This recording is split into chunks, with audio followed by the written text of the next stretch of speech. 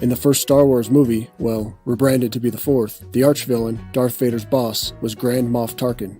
Tarkin's attempts to solidify the power of the Galactic Empire through coercion was ultimately his undoing. As Princess Leia told him, "The more you tighten your grip, Tarkin, the more star systems will slip through your fingers." The same analogy can be applied to DC-based regulators and their haphazard actions toward the crypto industry as of late. Case in point, the targeting of the BZX protocol by regulators at the Commodity Futures Trading Commission, or CFTC. Years prior, the coding duo of Tom Bean and Kyle Kistner created BZX Protocol, which was built on Ethereum and used the BZRX token. By integrating with user wallets and existing exchanges, it became the first decentralized margin lending and trading platform on the Ethereum mainnet. It was this trading platform functionality that attracted the ire of the CFTC. The CFTC crew contested that Bean and Kistner, through their BZX protocol, violated the Commodity Exchange Act and sued them. And in September of 2022, Bean and Kistner were ordered to pay a fine, ransom, of $250,000 and were told to cease and desist from violating CFTC regulations. But the BZX protocol continued unabated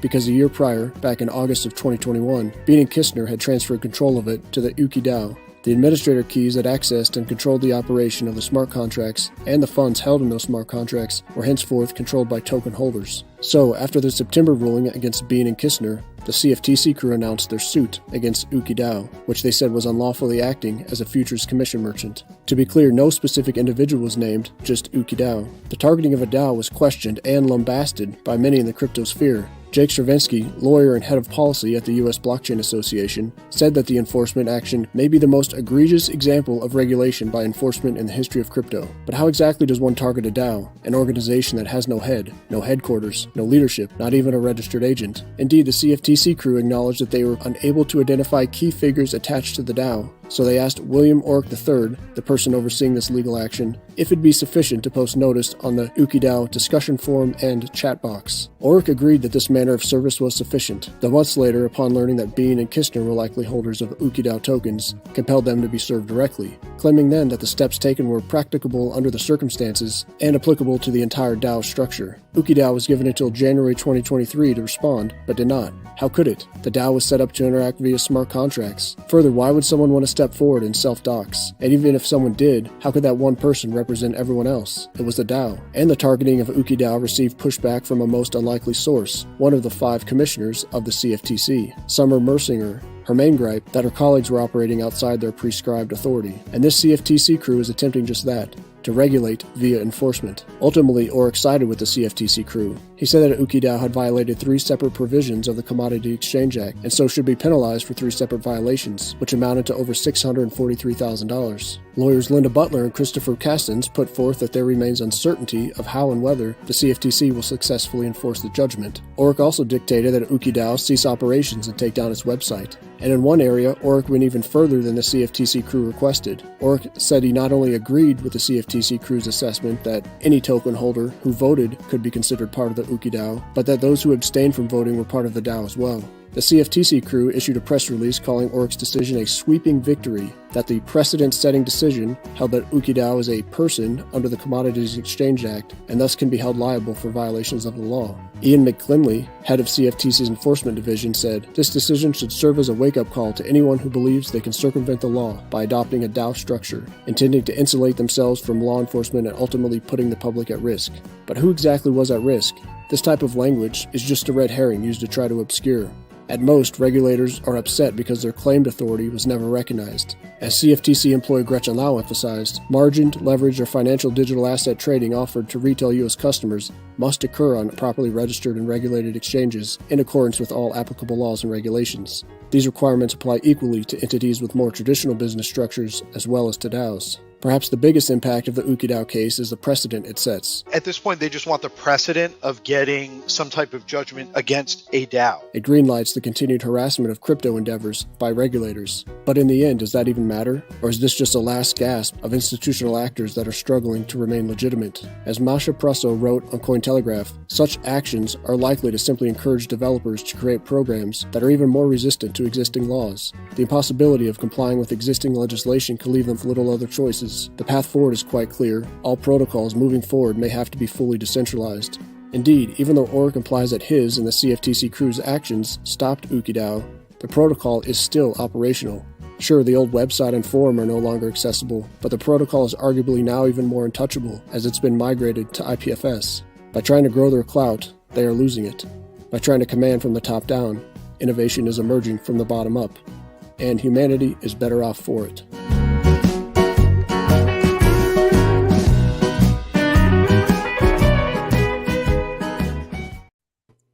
Good day, good day, good day. Welcome to Incubator Weekly. How's it going, Ryan and AJ? Pretty good. Good. So glad I'm not accidentally muted right now. That was an issue last week. So everybody, today we are bringing to you a multi-part show. Of course, according to today's title, we are going to be discussing not the entirety of, but a portion of the dips that have recently been submitted by developer AJ ONeal. And then afterward, Ryan is going to speak with us a bit about the current funding proposals coming from both the Incubator and DCG in the current Treasury cycle. So before we move into either of those two things, Ryan has a few comments just about the notion of dips coming from outside DCG in general. So tell us about that, Ryan. Yeah, I wanted to thank AJ for taking the initiative to do some of these dips, because we had talked about it many months ago, but it was just one of those things where there was a little bit of a miscommunication about like whether that was approved work or not. But in the end, I think this is some of the most important work. One thing I've learned in the incubator is that specification work is some of the hardest work, and it's also it's some of the hardest work, especially if you try to do it before you actually have worked with the implementation. And so one of the things that I do in the incubator with AJ specifically is, we go straight to implementation a lot of times. And the reason is because you don't really know what you want until you've tried to actually build it sometimes. And so once you've tried to build it for a little bit, then you kind of realize it starts to solidify in your head what it is that you're actually getting to. And then it's the time to specify it more formally. And that's, I think, what we've done. And we're going to talk about that in more detail, obviously. But I just wanted to say the dip process, it kind of seems a little bit like this is just something that DCG does, because that is something that only DCG has done up until this point, I believe. But I also want to send the invitation out to organizations and individuals beyond DCG and Incubator to try this process of writing dips. It doesn't have to be as thorough as you might think. Like it's not this huge endeavor that needs to be perfect. Just try it. Just give it a stab if you have an idea about how. They are a lot shorter than I thought they'd be. When I read through them, they're short. In fact, the shorter, the better, as far as I'm concerned. I've been in my former life as a mechanical engineer, I used to do technical writing and documents for manufacturing facilities on how they could save energy and whatnot. And the one thing I learned with that is the shorter, the better. Also, get to the point right away, make it very clear, make it very obvious. You're not writing a report to write a report. You're writing a report to convince people. And people don't have time to read, a 20-page document, although some of my engineering reports ended up being much longer than that with all the figures and stuff. But yeah, you have a very small report and then a big appendix is basically what it turned out to be. But yeah, this I'd like to open that up. The dip process should be something that community members can do. You just have to basically give a motivation, and then you don't even necessarily have to have the specification right off the bat.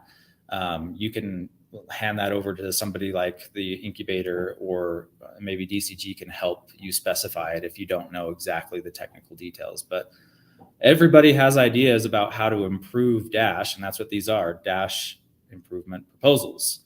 You don't have to be the expert. You just have to be somebody who has an idea and you think that you can improve Dash. So I might be writing some of these in the future about economic issues. But let's get on to what we have on hand now that we're 10 minutes in already. Okay, we're ready for you, AJ. Ask me a question. What is the process for, and this is maybe for Ryan or AJ, this is just an elementary question. When one submits a dip, whose role is it to say, yes, this is going into the code next round, or no, this is rejected? Is that like on DCG? Do they look outward? Is it really just anybody who releases the code base, which I guess could be someone who forks it? How does that work, Ryan? That's a good question. I don't know if anybody really knows the answer to these questions. That's why it's fun that we're doing it. Okay. So I think what it boils down to is probably DCG will probably review them at some point, hopefully soon-ish.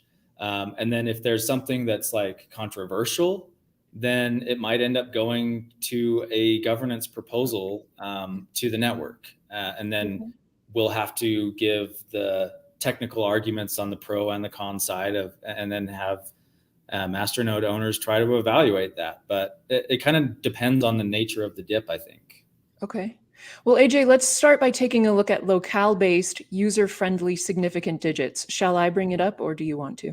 You go ahead and bring it up. I don't have my screen sharing set up today.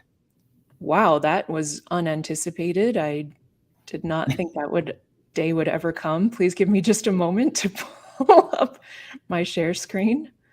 Share screen, don't show these tips again. Show me this and show the tab. And here we go. Okay, so I guess tell me what you want me to do. Yeah. Well, I could just give an overview of this. Maybe you can scroll down to the abstract. I think that the abstract is actually quite clear in this. Okay. So there should be, do you not see it looks like you don't see the preview. Refresh the page. You should see a link to the preview. There you go. Preview. Okay. I added that while we were talking, so it would go directly to it. Okay.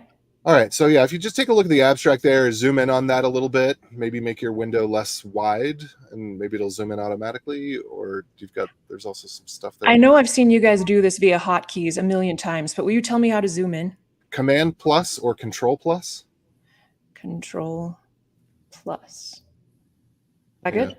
You hit that a couple more times. That's really tiny still. Oh, it's big enough for me. Oh, there you go.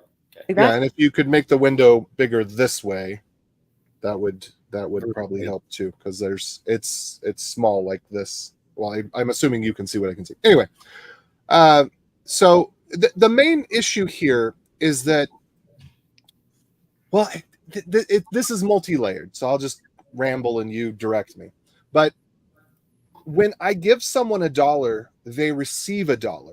They don't receive less than $1. The dollar isn't worth less than $1 by virtue of the fact of me giving it to them.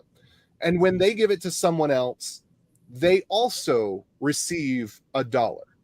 So this proposal in isolation does not encompass the vision that I have, and I think a lot of people, a lot is a relative term, but at least several people also have this vision that Dash would behave like digital cash. And so as long as we're showing 8 decimal places, you've probably seen a lot of bickering and arguing about literally amounts that are so small that we can't measure them in any practical way. So you have to take a monetary unit and you have to decide what of this is actually spendable, right? And you could probably make an argument in most locales that you can spend a millidash. So 0.001 dash is a spendable unit. You could, well, actually, I don't think that's true. I think a spendable unit would be 0.01 dash in most locales. I don't think that anything below that could you actually have any purchasing power. But Which we see here Kraken does, right? You say here that Kraken does not honor Dash less than 0.01. Yes. And I think that is not necessarily I think that Kraken is taking an incorrect approach on this, probably due to legacy reasons based on some of their code base. I had a little bit of back and forth with their customer support on what I perceived to be as bugs, but it turned out, well, they did fix one of them, that aside. But so what I give as an example is a bottle of water. So a bottle of water is essentially nothing. You're buying nothing. You're buying something that in most places in the world is essentially free. A bottle of water represents the cost of overhead because there's no realizable cost of the product. So it's the shipping, it's the marketing, it's the housing it in the store, having a place on the shelf. A bottle of water is the cost of nothing. If I wanted to sell you nothing, there is a cost for me to sell you nothing, because that nothing, it has to get shipped, it has to have a label, it has to have a place to be put, etc. So I give that example of a bottle of water kind of being the thing that is the cheapest thing that you can buy that isn't really much of a thing. And so in the US, $1 is kind of our smallest unit of purchasing power, but it kind of makes sense to subdivide it, because some things you can make an argument that, well, this is really worth $1.50. It's worth a purchasing unit and a half.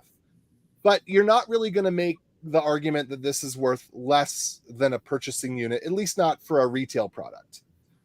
And if you go down below a dime, then there's just no argument to be made. There's nothing. There's the only argument when it comes down to pennies is really making a number look pretty. And you see this at the gas station in the United States, where gas is $2.099. Well, we don't have millidollars, but gas is priced in millidollars. So there is this marketing sexiness of adding extra digits to things, especially if they end in a 9 or a 7. There's some psychological perception to that. Whatever. The numbers themselves aren't useful in terms of communicating exchange of value. They might be useful in terms of an aesthetic or in terms of a psychological effect, but they're not useful in terms of communicating an exchange of value. So in Dash, 8 digits is obviously way too much to effectively communicate exchange of value, especially because I am not familiar of any locale in which we designate sections of a number that are in a decimal place. So if you want 1,000, we put a comma after the 1, or in some places, I think they put a period or. So true. Yeah. It's standard that things will be divided by the 3 numbers. Yeah. And then in applications, you'll see things like maybe the leading digits are black, but then the trailing digits are gray, or the trailing digits are smaller, or like what you see at the gas station where the extra 9 that they tack on is in a superscript. So in daily life, there are ways that people communicate what the important number is versus what the psychological fluff is. And we need something like that for Dash if it's going to work like digital cash. And back to my original argument is that we need something where the value that you send and receive feels equal. So if I send you 0.999 Dash, there's going to be trailing Dash on that, right? So if I send that to you, you can send it to someone else and they'll still get 0.999 Dash. And then they could send that to someone else and they would still get 0.999 Dash. And so you could do that many, many times where you send a single coin over and over and over again, and that coin would retain a value of 0.999 for a very long time. Okay, I want to jump in here and just comment on something. Yeah. In general, first of all, we probably don't have enough time to make the case for each of these dips. Sure. As like on the show here. we're going to present them as things that we should look at later. But I also wanted to mention that if you haven't already been watching AJ's streams, what you'll notice and what these dips are coming from is that AJ is trying to use Dash in the real world and with a focus on user experience. So that's kind of the broad motivation for all of these things is, these have come up in the process of building payment tools and merchant tools because AJ intends to actually have businesses running and accepting Dash and paying in Dash and using it as cash, like digital cash. That is our main brand. So while I don't know, I actually haven't reviewed these in detail personally, and I don't know if I agree on 100% on them or minor parts of them. The general idea is that these are motivated by people building merchant tools built by merchants for merchants, essentially. Like AJ's in the role of both a merchant and a user. And these are the things that he's come across as like, I want to feel like I'm sending cash. That's a totally legitimate motivation. And that's what I think a lot of this is coming from. So let's keep the details about each dip a little bit lighter on the next two, and just know that that's the context that this whole thing is coming from, is making people want to use this. And that's feels so weird. Oftentimes not a very, you need to have technical solutions so that people feel better about using your product. There's just so much about that. So much of success in an industry is not necessarily the technical superiority, but just how users feel when they're using it. And that's what I think what's motivating this to a large extent. Is that right, AJ? Yeah. And so to this one, I think, is the one that I have the most to say about, because there are so many other things that once we decide we want to treat this like cash to a user, first of all, just that mentality, period, that we're actually committed to being digital cash and not committed to being just another random pyramid scheme. If we're actually committed to being digital cash, we need to make decisions that feel like the digital equivalent of cash. And when we make the decision of how many digits to show to the user, that means that we've got some wiggle room to play with those legacy digits to fix other problems. And so I think that this is the most important first step, although on its own, it's not really that meaningful. But if we decide, and then because we can bicker and argue all day long about, should it be 2 digits, should it be 3 digits, should it be 4 digits? This proposes locale-based based on, and I don't have something perfect for this yet, but I think there could be something more perfect than what I presented, but based on something like the lowest cost of a transaction fee. So if you wanted to send money via another platform in the local denomination, because nothing denominates with Dash locally as far as I'm aware, what's the lowest unit? And in the United States, that's typically $1. I don't think you can send someone less than $1 via PayPal or Venmo or bank transfer. Like it's about $1 in the United States. Somewhere else it might be something else. But if you could take that unit, convert it into Dash, whatever this base spendable unit, not the fractional unit, but the base unit that's necessary to buy something that is essentially nothing, like a bottle of water, which in the United States is $1. If you were to take that and then convert that to Dash, and then divide that by 10 and add one of those units. And the reason for this is that it rolls over, because if you end up with a 0.9, you've essentially ended up with a 1. But if you've ended up with a 0.8, then there's an argument there that fraction is actually useful. But anyway, so you take that, you divide that by 10, and whatever that is, that's the number of decimal places that should be thrown or shown. Almost universally, that's going to be 3 digits of Dash. There might be some third world countries where that extends out to 4 digits of Dash, pretty much everywhere in the developed world where people have enough technology to be able to use Dash, that's probably going to be 3 digits.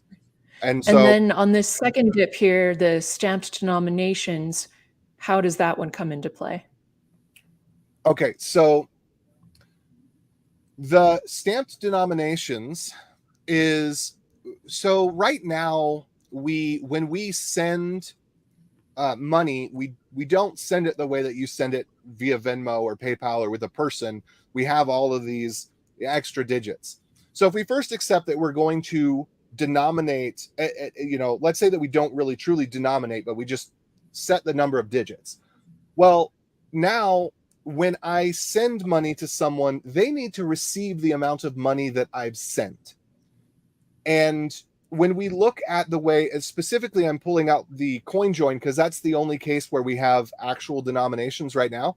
CoinJoin doesn't stamp the denominations in a meaningful way. So CoinJoin has it has 4 zeros and then a 1. And this, as far as and no one's argued with me about this, and I would expect that if I was not correct on this, I mean, one of the ways I get information is I make an assertion. The best way to get information is if you make a wrong assertion, people are going to pounce and say, no, that's wrong. So I made the assertion that CoinJoin is the way that it is because it's cute. And I've made this on Twitter and in several different of the Discord channels and whatnot. And I've looked at the code and it literally looks like the reason these numbers were chosen is because they're cute and no other reason. And well, there was something about bit shifting also, right? Yeah, yes, because it's like a computer science joke almost. It's the way that the CoinJoin denominations are is almost programmer humor, essentially. It's to be cute, it's to be funny. It doesn't have a practical reason. So if you have a denomination of 1 in CoinJoin, it does have enough sats at the end to be spendable for a transaction fee. The denomination of 0.1 does not, the denomination of 0.01 does not, and the denomination of 0.001 does not. So the stamps, and I call it stamp, I don't think it's officially referenced this way, but a stamp is the extra amount of money that's on a thing in order to transact it, right? Like in order to send a letter, I put a stamp on it. In order to send the money, it has to be stamped with a fee. So for our folks that aren't, over 20 years old, we used to send letters in mailboxes, and then the letter carrier had to make sure there was a stamp on them. That was their fee. And AJ, what is the notion of dash wasted? What is that? Okay, first of all, some of this is wrong, and I actually need to update this. So that's one of the ones that's wrong. So actually, let's not discuss that. Let's get it out of here. Because I gotta take that out. But there is some amount of waste in the Dash. To put it in simple terms, that without getting into specifics that are incorrect numbers, there's some amount of Dash that's wasted when you denominate and when you spend something that's denominated. So if I go to spend a denominated 1 Dash, I'm losing some amount of money that is not useful to me and is not useful to the receiver. Like the amount that's not big enough to be denominated, that starts in, I guess, the 0.000 and then that digit, that's the wasted stuff. Yeah. It sits in the wallet, right? It can never be mixed. Well, and when it's attached to the coin, or when you put a transaction through, you waste, you quote unquote donate it to the network, but it's not meaningful to the network. It's not enough of a payment to have any effect on someone's ability to pay their server bill.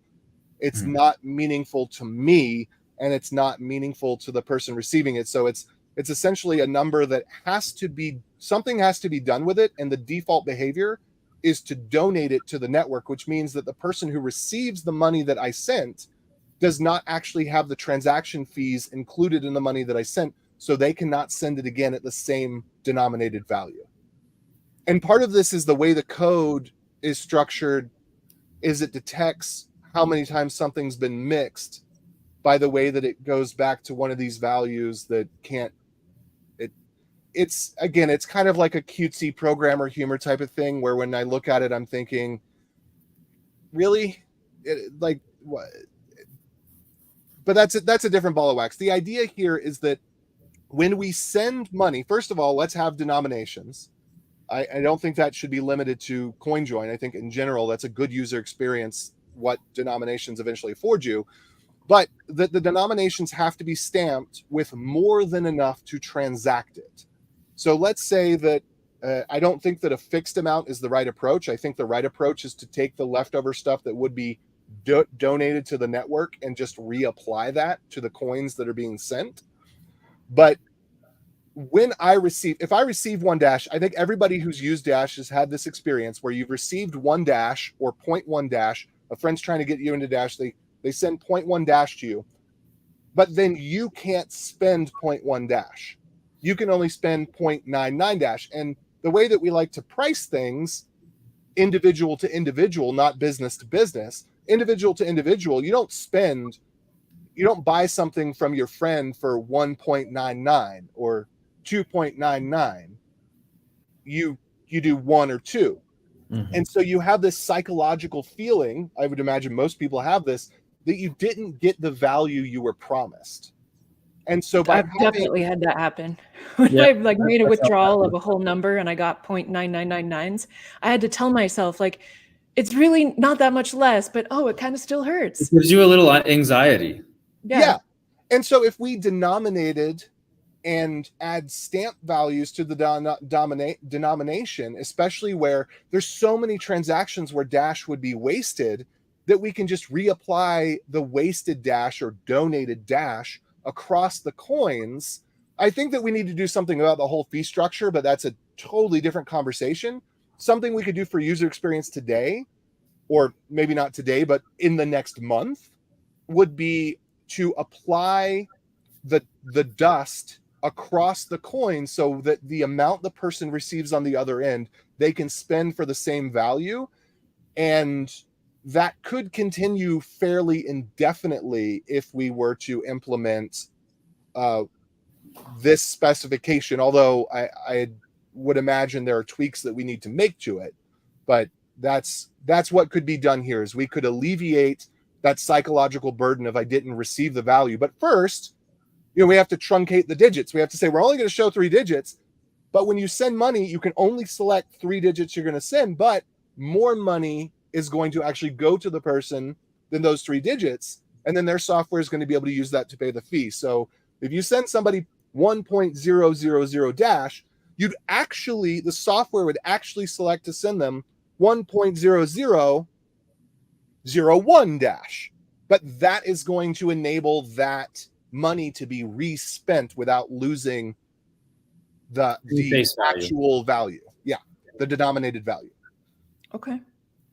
All right. So then I will go ahead, and now that we have a decent idea about that, we'll move into the third dip.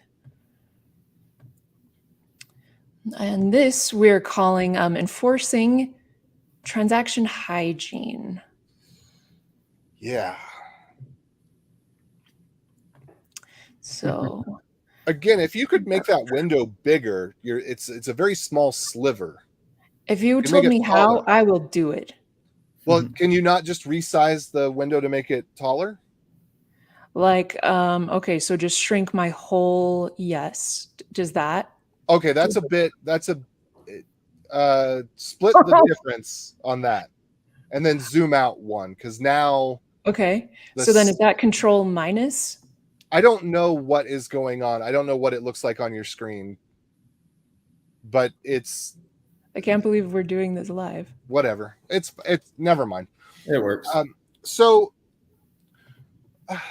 one of the biggest issues in the Dash community is a misunderstanding of quote unquote privacy features.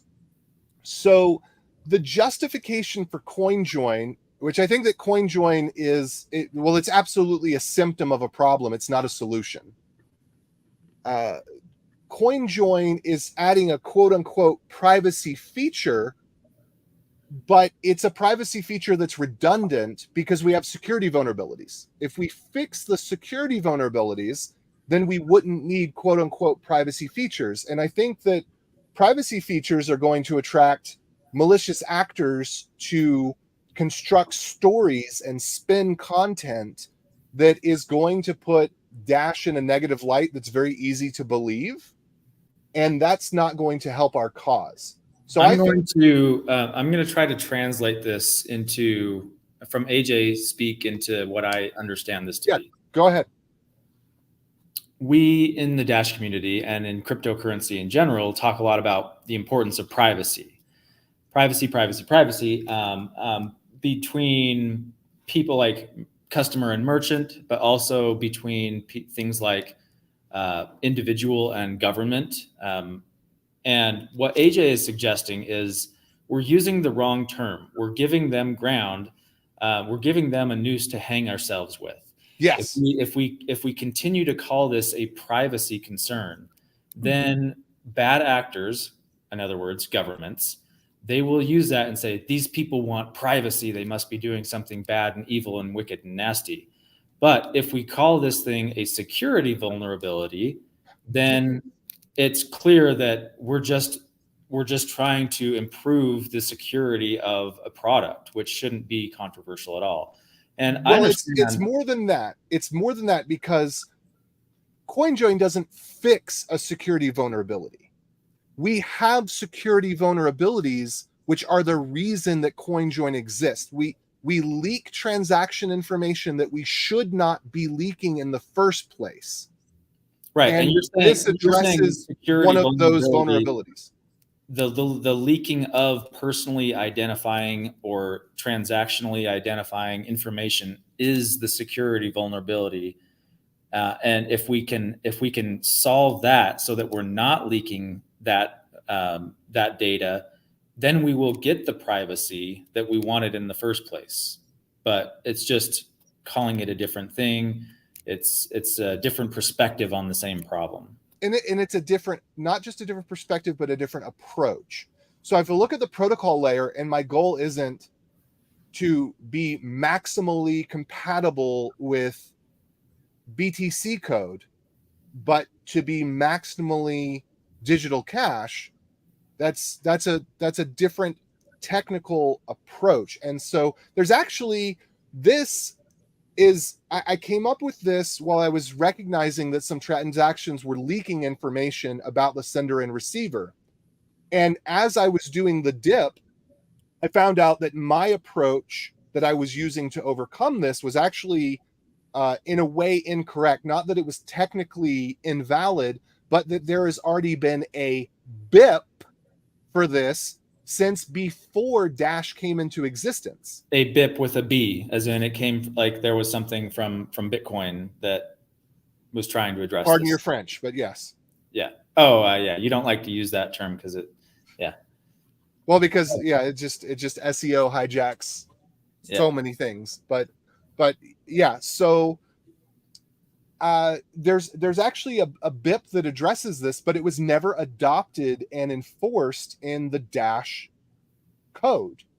Really? Or it's adopted in some Dash code. So for example, I believe that it's actually adopted for the code that does CoinJoin transactions, because when I went back to prove my case, I just pulled some transactions at random and I found, wait a minute, these transactions actually follow that BIP. And it seems like, I don't know, maybe could be a 50-50 split. It's somewhere between 1/3 and 2/3. I'm not sure. It's not like 90% versus 10%. It's somewhere in the 1/3 to 2/3 range. So let's say 50-50. If you just pull transactions at random, you'll see that maybe half of them are leaking information about the transaction. And of those that aren't, leaking information that's not necessary, because there's some amount, this is a public ledger. There's some amount of leakiness that we can't overcome with the current confines of making an incremental change to the protocol or to the software. This is something that with an incremental change, we can patch the vulnerability without having a big change. And essentially what I'm suggesting here is reiterating what the other BIP said, because I started working on this. I was detailing the way that I had solved the problem. When I realized there was already a BIP for it, then I reworked it to detail the way that they're solving the problem. And basically we need to up our version number on packets, and packets that have the higher version number need to be rejected if they don't fix this. And we need to have some sort of reporting mechanism so that for packets that exist in the wild, that may exist in the wild for years, there's some way to flag or report or somehow get feedback back to the user. Hey, you've got an outdated version of software. Hey, this is leaking information about you. Mm-hmm. Dang. Okay. Okay. Again, this is just a conversation starter. We haven't given enough information in this short, 40-minute with 3 dips, and there are more dips that we haven't discussed as well that we'll probably discuss next week. But definitely not enough information in this short show to convince anybody of even the problem, let alone the solutions proposed. So yes, that was just an introduction. Do you have anything else to say in general on the dip things, AJ, or should we move into what I was going to present at the end here? My parting words would be, decide. Do you want to be furthering the cause of digital cash, or are you a Bitcoin maximalist in disguise? Yeah. Stop saying naughty words. Are you on? This is about SEO, AJ. All right. Yeah. Well, I'm getting you out of here. Pardon my French. Pardon my French. Okay, I'm trying to share my screen at the moment, so okay. I guess we'll just do entire screen. That's probably the easiest way to go. Does that work? Yep. Yeah, sorry about that little infinite zoom thing there. So right now, Incubator's got 3 proposals out, and there was an additional proposal that came up. So right here, what you're seeing is the way that I track the proposal system and kind of model scenarios and whatnot. The way that I do this, just in case anybody's interested, is I go to this wonderful site, mnowatch.org, leaderboard, and I basically just copy and paste this data just like this, and I paste it into the spreadsheet. And the only thing it does is it helps to calculate some of these allocations and the total votes and the approval rating and whether or not 10% has been achieved. And then you can kind of toggle whether proposals are passing or not, whatever you want to model in a scenario.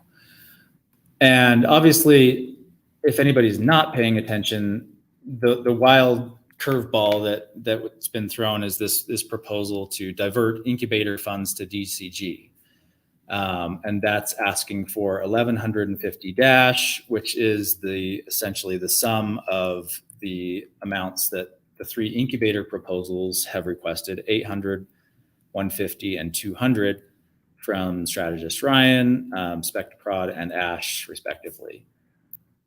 So this is the idea here is, hey, DCG's in trouble. We need to basically cancel all funding to the incubator and send it to DCG instead.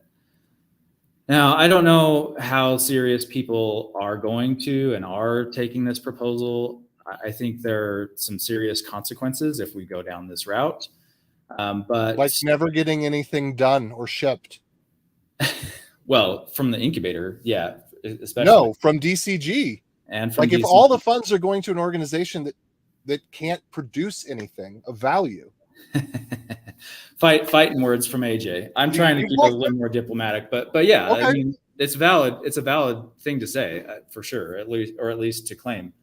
Tell me if I should mute him, Ryan. Let's keep going. No, he's fine. No, I'm okay with this. The solution that we've come up with, I've spoken with Sam about this and what we should do, and I just wanted to say what the risks are of this.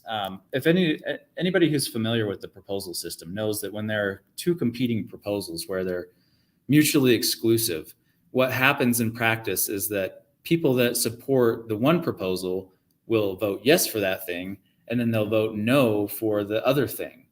And so if both proposals are relatively equally or even relatively equally supported, then what happens is neither proposal passes.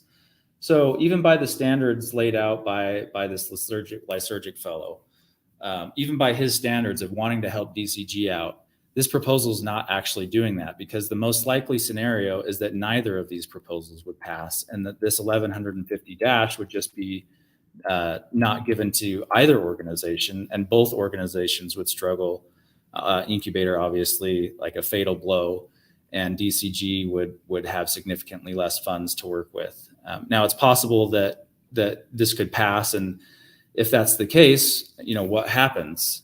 Let's just model that. DCG passes, none of the Incubator proposals pass, and we have, this is actually, DCG hasn't submitted a supplemental proposal, but they typically do.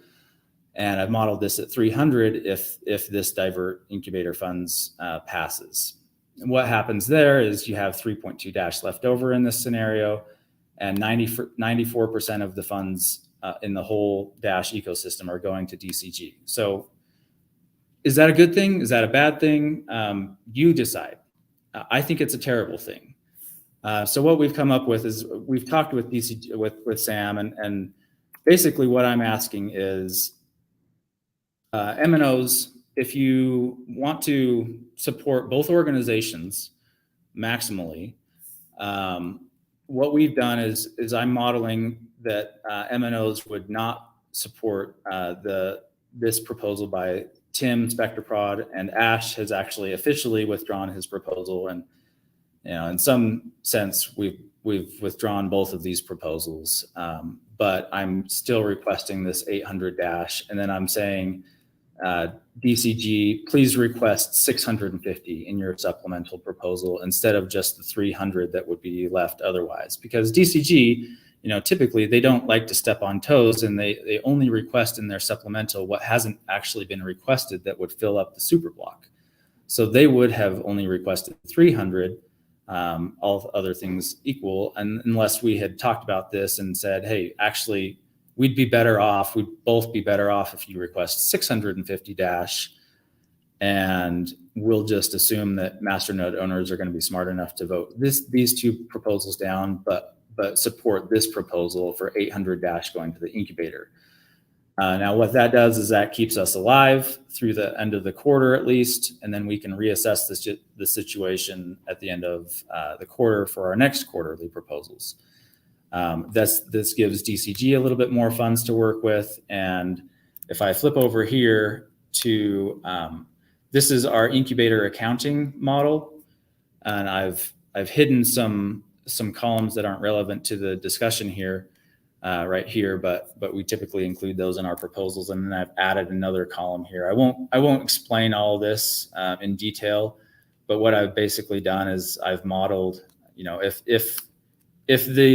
this goes as I hope it goes, and this 800 dash proposal is funded and these ones aren't, then Ash and Tim, they can continue working on the buffers that they have. So Ash has 1,893 dash left in his buffer. SpectraProd has 401. I have 980. If I can get this funding for 800 dash, then we will have these buffers going through the various months. So this is July, this is August, this is September. And as you can see, we still have some buffer to work with, and it gets us through this quarter. Now, I've also modeled this for DCG, and this comment is actually outdated. I have better numbers that are right here now. So I'll update that comment, but please don't take this for truth. This isn't DCG's model. This is Incubator's model for what we feel like is DCG's, the latest information that we have on DCG's financial information. I don't think that they published this. I think Sam mentioned that it'd be okay to have this aggregate data shared because the network should know what the financial situation is. And you can see this date here basically says, with these assumptions, this is the 650 supplemental proposal being modeled as passing, and what that does to their financial situation is it extends it through something like November, early to mid November. But that's assuming this 650 continues, and we don't know what's going to happen in the next quarter. I think that they'll each of us has to reassess at the end of these quarters, and price has a lot to do with this, obviously. So if you bump this up to 50 Dash, then the situation looks a lot better. And now DCG is funded through April of next year, for example. But I had to make this because it's obvious that we need to work together in order to both survive and not get in a situation where incubators requesting too much of the funding. I didn't know that DCG was in as bad of a situation as it's clear that they are now. So now there have been no quarterly reports from them or the trust protectors. Well, we don't. Yeah, they don't have quarterly reports, but we do know now a little bit more about how much reserves they have, what their burn rate is, so I can model this, and I can our future incubator proposals can keep this better in mind. I didn't have this before we submitted our proposals. We were just submitting proposals based on mostly our own reserve planning.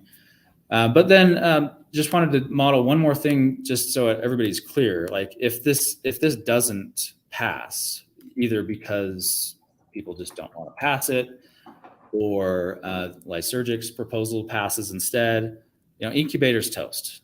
Like we don't have reserves to get through the end of the quarter even. So if that's what you want, that's do what you need to, but just hoping that people have a little bit more information to go from and objective data to work with. So I think that's pretty much all I had to say about this. So okay.